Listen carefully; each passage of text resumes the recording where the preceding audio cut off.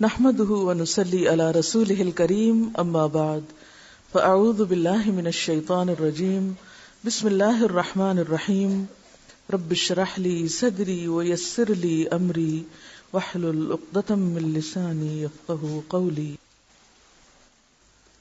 آج ہم پڑھیں گے اہمیت نماز کے بارے میں.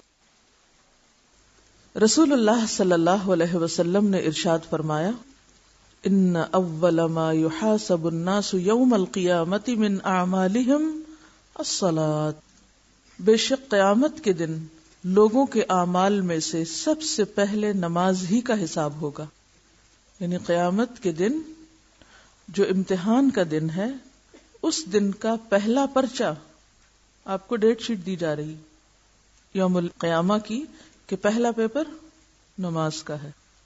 حل تو آپ نے یہاں کرنا ہے لیکن سب سے پہلے اس کا رزلٹ آپ کے سامنے رکھا جائے گا.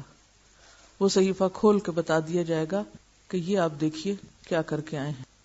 صرف اس بات کا امتحان نہیں کہ آپ نے کتنی نمازیں پڑھی، بلکہ اس بات کا امتحان بھی کہ کب پڑھی، وقت کے اندر پڑھی یا تاخیر کر کے پڑھی یا قضا کر کے پڑھی، یا پھر یہ کہ سنت کے مطابق پڑھی، یا پھر صرف نماز کو بطور نماز ہی لیا. تو اول ما يحاسب الناس یوم القیامہ من اعمالهم الصلاۃ. تو پہلا حساب نماز کا ہے. حضرت ابن مسعود رضی اللہ تعالی عنہ فرماتے ہیں میں نے رسول اللہ صلی اللہ علیہ وسلم سے سوال کیا کہ اللہ تعالیٰ کو کون سا عمل زیادہ محبوب ہے، اللہ تعالیٰ کیا پسند کرتے ہیں اور سب سے زیادہ کیا پسند ہے. ذرا غور کیجئے اس سوال پر. کبھی آپ کے دل میں ایسا سوال آیا کہ میں جانوں، مجھے پتا چل جائے کہ میرے رب کو سب سے زیادہ اچھی کیا چیز لگتی؟ یہ سوال وہی کر سکتا ہے یا اسی دل میں اٹھ سکتا ہے جس دل میں رب کی محبت ہو، کیونکہ انسان جس سے محبت کرتا ہے اسی کی پسند و ناپسند جاننے کے بارے میں شوقین ہوتا ہے. آپ کسی انسان سے محبت کرتے ہیں تو آپ ہمیشہ یہ جاننا چاہیں گے کہ اس کو کیا پسند ہے، کھانے میں کیا پسند ہے، پہننے میں کیا پسند ہے، کون سی چیز زیادہ اچھی لگتی. تو اگر آپ کو واقعی اللہ سے محبت ہے اور آپ کے دل میں یہ تڑپ ہے کہ آپ اپنے رب کو راضی کر سکیں، اسے خوش کر سکیں، تو یقیناً آپ پوچھیں گے کہ سب سے اچھا عمل کون سا ہے جو اللہ تعالیٰ کو محبوب ہو. آپ نے فرمایا وقت پر نماز پڑھنا. میں نے کہا پھر کون سا؟ آپ نے فرمایا ماں باپ کے ساتھ نیک سلوک کرنا. میں نے کہا پھر کون سا؟ آپ نے فرمایا اللہ کے راستے میں جہاد کرنا. تو گویا حقوق اللہ میں سے سب سے بڑھ کر جو چیز اللہ تعالیٰ کو محبوب ہے وہ نماز ہے، اور بندوں کے حقوق میں سے سب سے بہترین عمل ماں باپ کے ساتھ اچھا سلوک. رسول اللہ صلی اللہ علیہ وسلم نے فرمایا نماز کے بارے میں اللہ سے ڈرو، نماز کے بارے میں اللہ سے ڈرو، نماز کے بارے میں اللہ سے ڈرو. ایک ہی بات 3 بار فرمائی.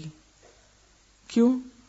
کہ اگر کسی نے ایک بار نہیں سنی تو دوسری بار سن لے، اگر کسی نے دوسری بار بھی نہیں سمجھی تو تیسری بار سمجھ جائے. ایک ہی بات کا بار بار تکرار کیا سکھاتا ہے ہم کو؟ کہ ہم اس بات کو اہمیت دے. کیا معنی ہے نماز کے بارے میں اللہ سے ڈرو؟ کہ قیامت کے دن جب اس کے بارے میں حساب ہوگا یا پوچھ ہوگی تو حساب سخت ہوگا، تمہیں جواب دینا ہوگا، تمہاری پوچھ ہوگی. پھر کیا جواب دو گے کہ کیسی نمازیں پڑھی تھی؟ ایک اور حدیث میں آتا ہے آدمی اور شرک کے درمیان نماز ہی حائل ہے. اب دیکھیے 3 طرح اس بات کو کہا گیا ہے، کفر، شرک اور منافقت. ان تینوں چیزوں سے برات کے لیے ثبوت کس چیز سے دینا ہے؟ نماز سے. یعنی کفر سے بری ذمہ بھی انسان کب ہوگا؟ جب نماز ادا کرے گا. منافقت سے بھی کب نکلے گا؟ جب نمازیں درست ہوگی. شرک سے بھی کب پاک ہوگا؟ جب نماز درست ہوگی. یا دوسرے لفظوں میں نماز انسان کو شرک سے بچانے والی ہے. سورۃ الروم میں اللہ تعالیٰ فرماتے ہیں اقیموا الصلاۃ ولا تکونوا من المشرکین. نماز قائم کرو اور مشرکین میں سے نہ ہو جاؤ، مشرک نہ بنو. تو گویا نماز کا نہ پڑھنا جہاں کفر بھی ہے، وہاں نماز کا نہ پڑھنا منافقت کی علامت بھی ہے، اور اسی طرح نماز نہ پڑھنا شرک بھی ہے. تو ترک نماز معمولی جرم نہیں، تمام خرابیوں کا مجموعہ ہے. جو خرابیوں کی بنیاد یا جڑ ہے ان سب کو سمبلائز کرتا ہے.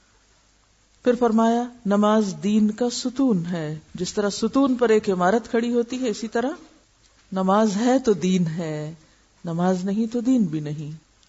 پہلے کفر، منافقت اور شرک کی بات کی گئی، اور اب دین کی اصل بتائی گئی کہ دین کی اصل کس پر قائم ہے؟ نماز پر. نماز کے بغیر کسی شخص کے دیندار ہونے کا کوئی تصور نہیں. قیامت کے دن جب اللہ تعالیٰ بعض دوزخیوں پر رحمت کرنے کا ارادہ فرمائے گا تو فرشتوں کو حکم دے گا کہ وہ دوزخ سے ایسے لوگوں کو باہر نکال لیں جو اللہ کی عبادت کیا کرتے تھے. فرشتے انہیں نشان سجدہ سے پہچان کر دوزخ سے نکال دیں گے. یعنی بعض لوگ ایمان والے ہوں گے، نماز بھی پڑھتے ہوں گے، لیکن کچھ اور قصور یا جرائم ایسے کیے ہوں گے انہوں نے کہ ان کی وجہ سے وہ جہنم رسید ہوں گے. پھر جب وہ اپنے قصوروں یا گناہوں کی سزا بھگت چکیں گے اور اللہ تعالیٰ ارادہ فرمائیں گے کہ اب ان کو واپس نکال لیا جائے، تو فرشتوں کو حکم دیا جائے گا کہ جائیں ان کو جہنم سے ڈھونڈ کے نکال لائیں. اب فرشتے جائیں گے، دیکھیں گے کہ کہاں ہیں وہ لوگ، تو ان کو کہاں سے پہچانیں گے؟ کن بیجز سے؟ سجدے کے نشان کے بیج سے. یہ ہیں وہ لوگ، ان کو نکال لیا جائے. کیونکہ سجدے کی جگہوں پر اللہ تعالیٰ نے دوزخ کو حرام کر دیا ہے، وہاں آگ کا کچھ اثر نہ ہوگا. یعنی سجدے کے جو نشان ہیں یا سجدے کی جو جگہیں ہیں، مثلا ہاتھ ہیں، گھٹنے ہیں، 7 اعضاء پہ سجدہ ہوتا ہے نا، تو جن اعضاء پہ سجدہ ہوتا ہے، ماتھا، ناک، ہاتھ، گھٹنے، پاؤں، تو ان جگہوں پہ آگ نہیں لگے گی، یعنی وہ ایک طرح سے فائر پروف ہوں گے. فرمایا سب سے افضل عمل اول وقت پر نماز پڑھنا ہے. فرمایا جب آدمی نماز کے لیے کھڑا ہوتا ہے تو رحمت الہی اس کی طرف متوجہ ہو جاتی ہے. یعنی جو شخص یہ چاہتا ہو کہ اللہ تعالیٰ اس پر نظر رحمت فرمائے، اسے چاہیے کہ نماز میں کھڑا ہو جائے. جب بھی غم، دکھ، تکلیف اور پریشانی کی کثرت ہو تو نماز کے لیے کھڑے ہو جائیں، کیونکہ نبی صلی اللہ علیہ وسلم کا طریقہ یہی تھا.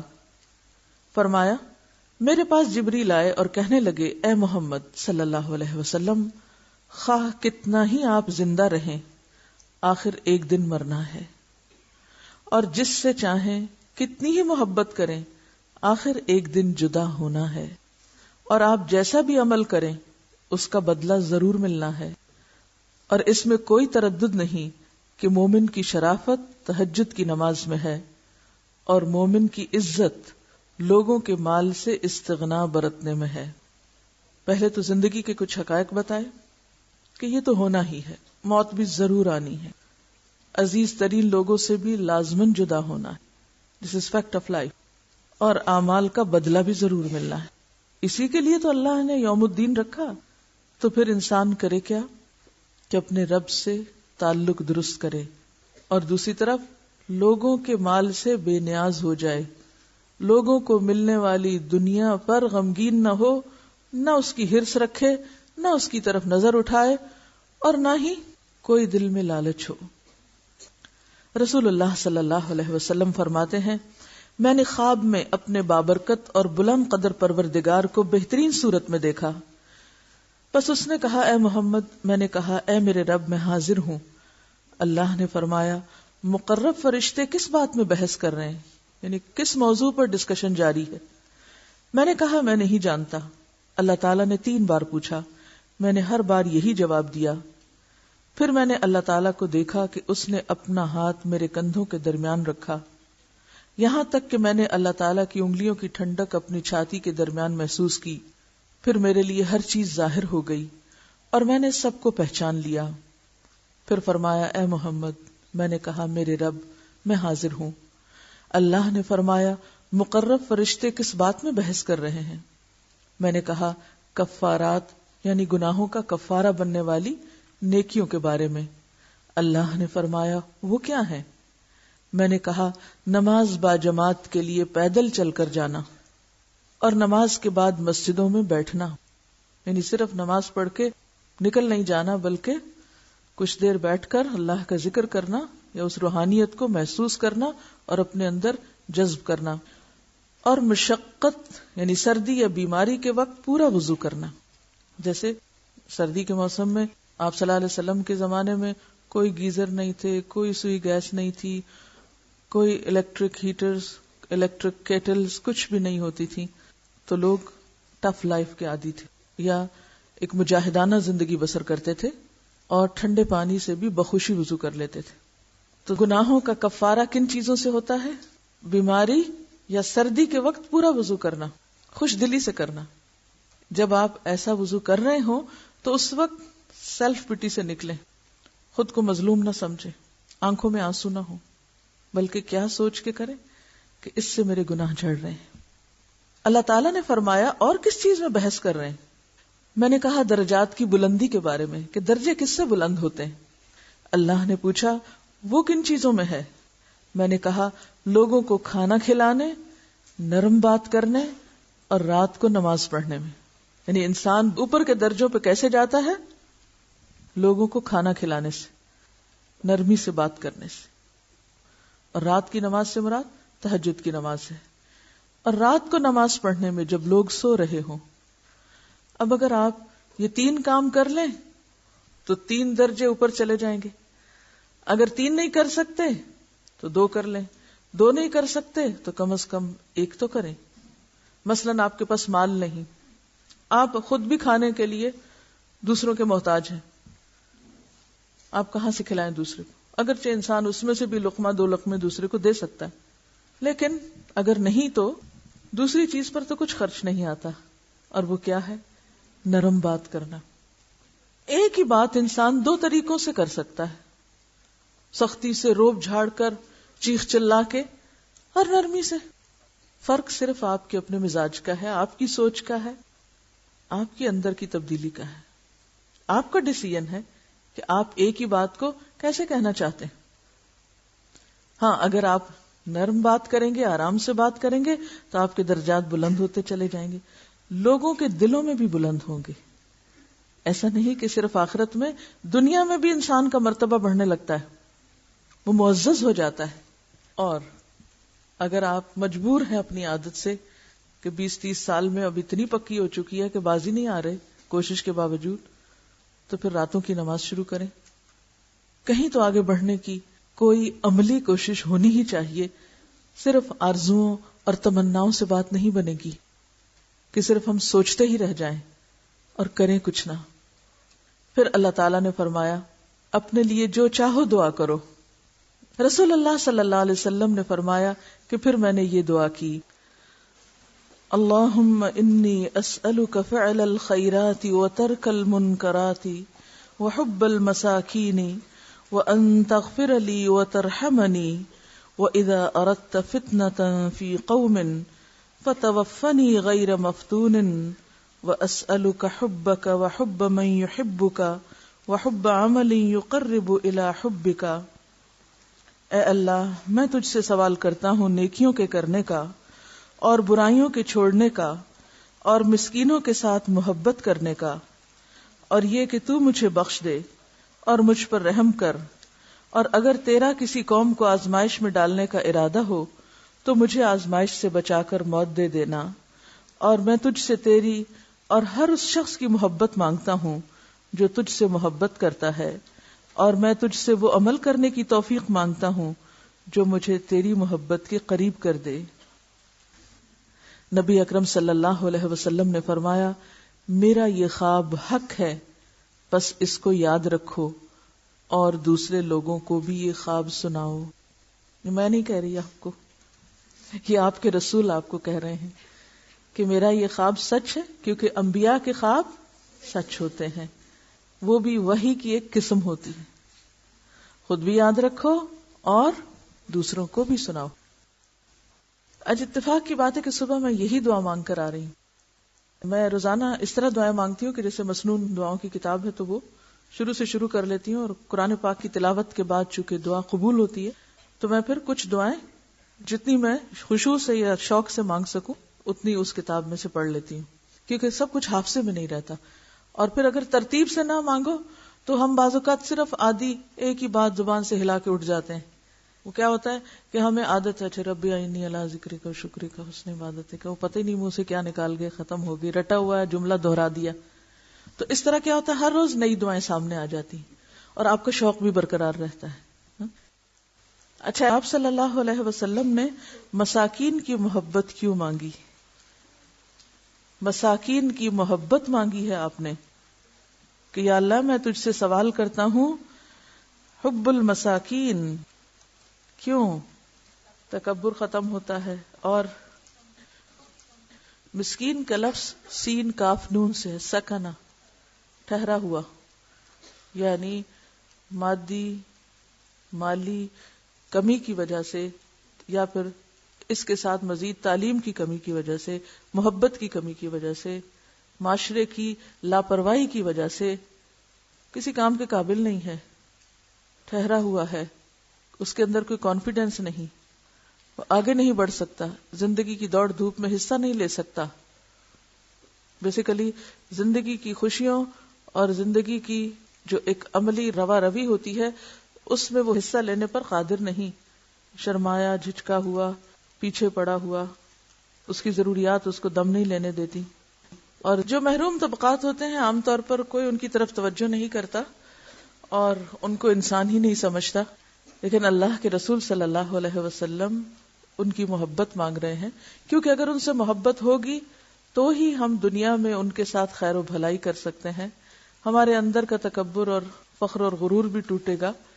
اور اس کے ساتھ ساتھ یہ بات بھی یاد رکھیے کہ قیامت کے دن انسان اسی کے ساتھ اٹھایا جائے گا جس سے وہ محبت کرتا ہوگا.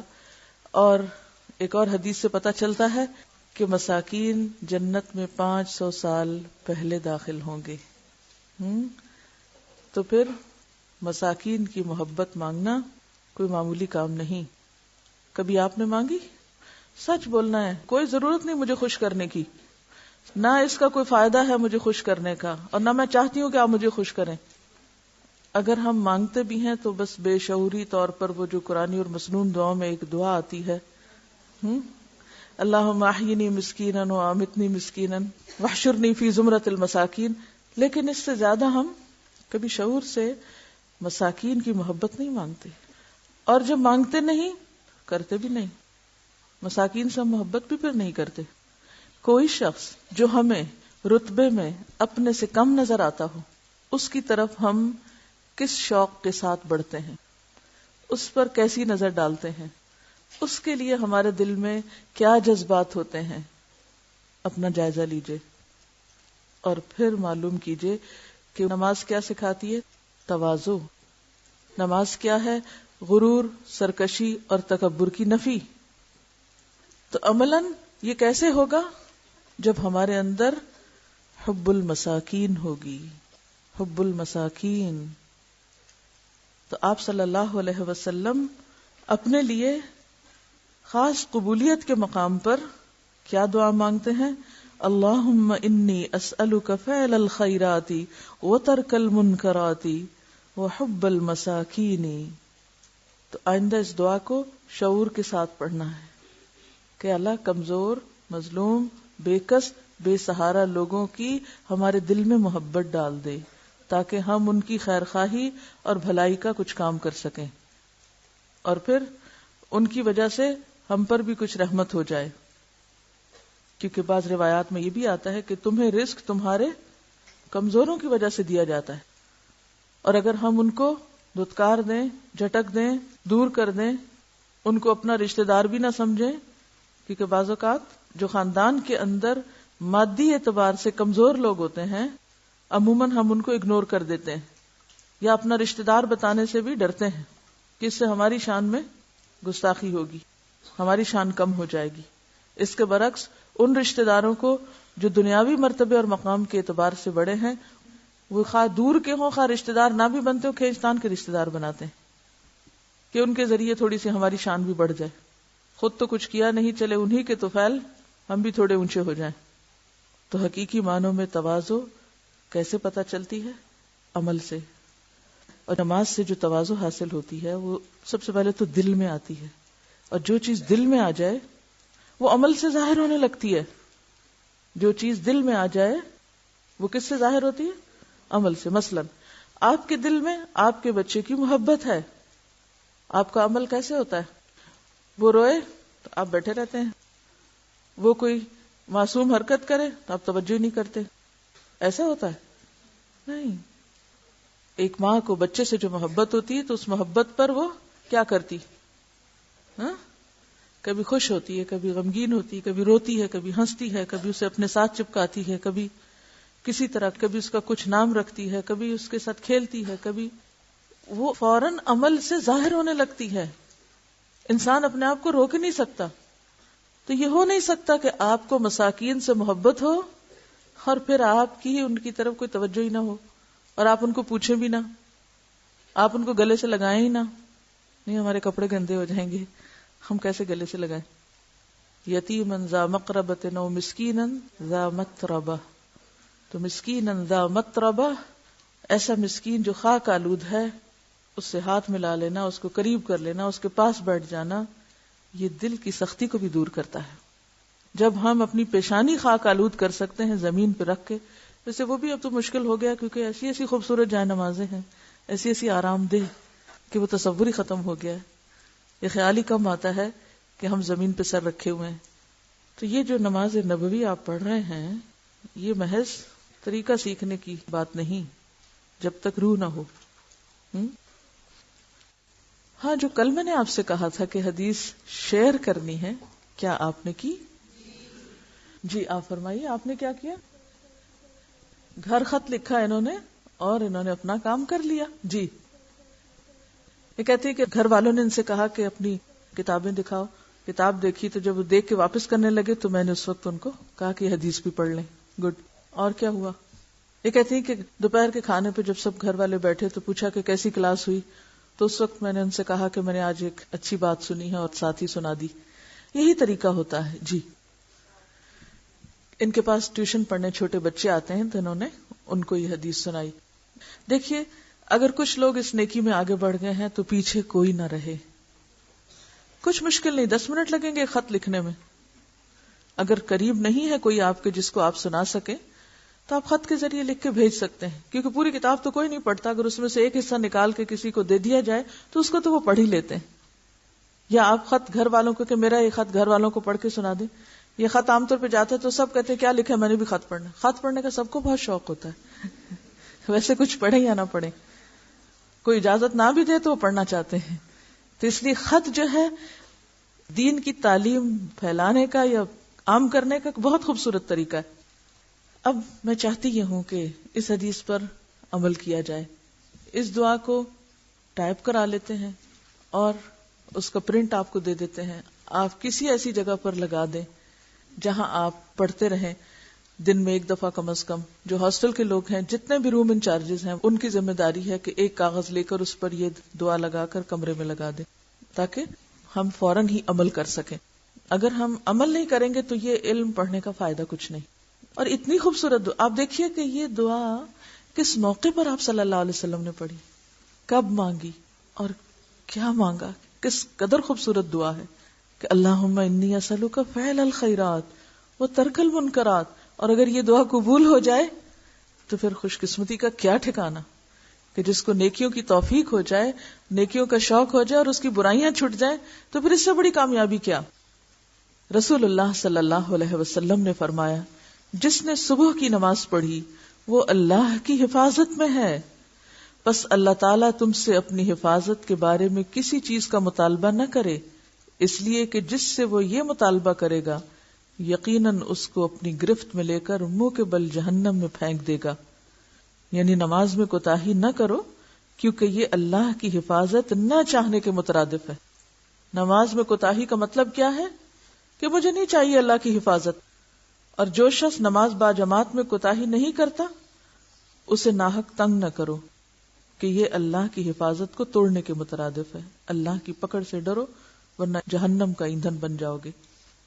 حضرت ابن عباس سے روایت ہے کہ رسول اللہ صلی اللہ علیہ وسلم نے فرمایا امنی جبریل علیہ السلام عند البیت مرتین فصلى بي الظهر حين زالت الشمس وكان قدر الشراك وصلى بي العصر حين كان ظله مثله وصلى بي يعني المغرب حين أفطر الصائم وصلى بي العشاء حين غاب الشفق وصلى بي الفجر حين حرم الطعام والشراب على الصائم فلما كان الغد صلى بي الظهر حين كان ظله مثله وصلى بي العصر حين كان ظله مثليه وصلى بي المغرب حين أفطر الصائم وصلى بي العشاء إلى ثلث الليل وصلى بي الفجر فأسفر. عربی میں نے پڑھ کے سنائی ہے. اگر ہوم ورک کے طور پہ آپ اس کو لے لیں اور اسی طرح پڑھنے کی کوشش کریں تو اس سے آپ کی قابلیت میں اضافہ ہوگا, کیونکہ جو الفاظ نبی صلی اللہ علیہ وسلم کے ہیں وہ کسی اور کے ہو ہی نہیں سکتے, اور پھر جو لطف ہے ان الفاظ کے اندر اور جو شیرینی ہے اور جو برکت ہے وہ اردو ترجمے سے نہیں ملے گی آپ کو. خانہ کعبہ کے پاس جبریل علیہ السلام نے میری امامت کی, یعنی آپ صلی اللہ علیہ وسلم کو نماز پڑھائی. بس مجھے ظہر کی نماز پڑھائی اور مجھے عصر کی نماز پڑھائی اور مجھے مغرب کی نماز پڑھائی اور مجھے عشاء کی نماز پڑھائی اور مجھے فجر کی نماز پڑھائی. یہ اس حدیث کا مختصر مفہوم انہوں نے بیان کیا ہے. اب اس حدیث سے یہ پتہ چلتا ہے کہ نماز کا طریقہ عملی طور پر آپ کو اللہ تعالیٰ نے جبریل علیہ السلام کے ذریعے سکھایا اور انہوں نے پریکٹیکل ڈیمونسٹریشن کے ذریعے آپ کو نماز سکھائی. اور پھر اس کے ساتھ اس حدیث میں اوقات کا بھی ذکر ہے. اس زمانے میں چونکہ اوقات معلوم کرنے کے لیے مختلف طریقے نکل آئے ہیں تو ان سے فائدہ اٹھا کر ہم اپنی نمازوں کے اوقات معلوم کر سکتے ہیں. چونکہ لائف سٹائل بدل گیا نا, طریقہ زندگی بدل گیا, ہم سورج کو اس طرح سامنے دیکھتے نہیں, لہٰذا ہمیں سورج کا ڈھلنا, اس کا 1 مثل 2 مثل کا پتہ ہی نہیں چلتا. تو بہتر ہے کہ گھڑیوں اور کیلنڈر کی مدد سے یا چارٹ کی مدد سے اپنے اوقات کا تعین کر لیا جائے, اور اگر آسان ہو تو بہت ہی اچھا ہے کہ انسان کو یاد دہانی ہو جاتی. امامت جبریل کی اس حدیث سے معلوم ہوا کہ نماز کا درجہ اتنا بلند, اس کی اہمیت اللہ کے نزدیک اتنی اعلیٰ و عرفہ, اور اسے مخصوص ہیئت, مقررہ قاعدوں, متعینہ ضابطوں اور نہایت خشوع و خضوع سے ادا کرنا اس قدر ضروری ہے کہ اللہ تعالیٰ نے تعلیم امت کے لیے جبریل کو ہادی عالم کے پاس بھیجا. جبریل نے اللہ کے حکم کے مطابق رسول اللہ صلی اللہ علیہ وسلم کو نماز کی کیفیت, ہیئت, اس کے اوقات اور اس کے قاعدے سکھائے, اور پھر آپ جبریل علیہ السلام کے بتائے اور سکھائے ہوئے وقتوں, طریقوں, قاعدوں اور ضابطوں کے مطابق نماز پڑھتے رہے, اور امت کو بھی حکم دیا تم اس طرح نماز پڑھو جس طرح تم مجھے نماز پڑھتے دیکھتے ہو. ان کا سوال بہت اچھا ہے کہ نماز کو چھوڑنا شرک کیسے ہو گیا. فرمایا گیا نا کہ نماز قائم کرو اور مشرکین میں سے نہ ہو جاؤ. دیکھیے کہ جب اذان ہو جاتی ہے نا تو اس وقت ہمارے اوپر یہ فرض عائد ہو جاتا ہے کہ ہم اب اللہ کا حق دینے کے لیے تیار ہو جائیں, عبادت کے لیے نکل آئیں, دنیا کے کام چھوڑ دیں.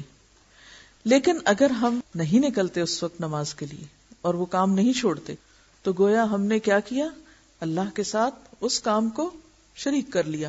اسی لیے کہا گیا کہ جو شخص نماز کا چھوڑنے والا ہوگا قیامت کے دن وہ فرعون, حامان اور قارون کے ساتھ اٹھایا جائے گا. فرعون متکبر تھا. اگر کوئی شخص تکبر کی وجہ سے نماز چھوڑتا ہے, اپنے آپ کو بڑی چیز سمجھتا ہے, یعنی کفر کا ارتکاب کرتا ہے, تو فرعون کا ساتھی ہوا. حکومت کی محبت میں, اگر جاہ کی محبت میں چھوڑتا ہے تو حامان کا ساتھی. مال کی محبت میں چھوڑتا ہے تو مال کی محبت کیا ہے, یہ بھی شرک ہو جاتا ہے. اللہ کی محبت پہ اگر غالب آ جائے یا اس کے مقابل آ جائے. وآخر دعوانا ان الحمد للہ رب العالمین. سبحانک اللہ.